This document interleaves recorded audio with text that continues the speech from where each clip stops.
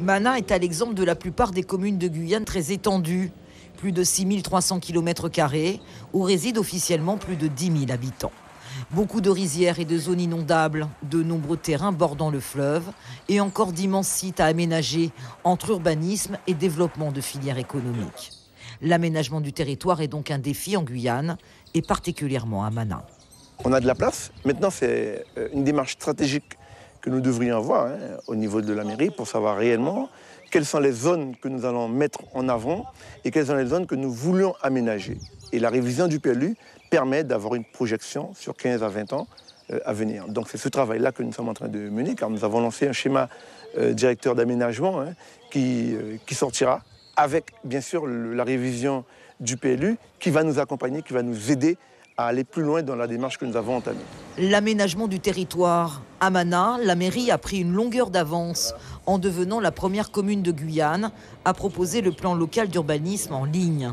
Désormais, le document est consultable par tous et à tout moment. C'était une prise de tête, je dirais, quand on manipulait la partie papier.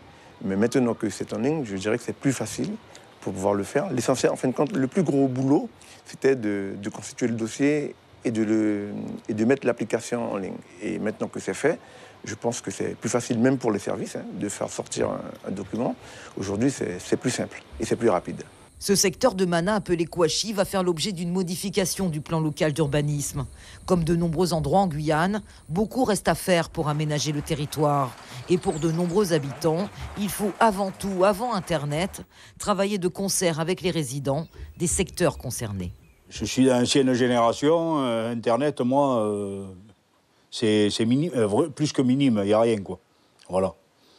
Après, je ne vois pas tellement l'intérêt.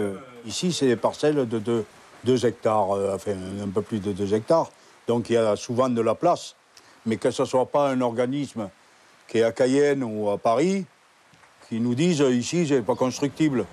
D'ici 2020, tous les documents d'urbanisme de toutes les communes de Guyane seront obligatoirement consultables en ligne pour être rendus applicables.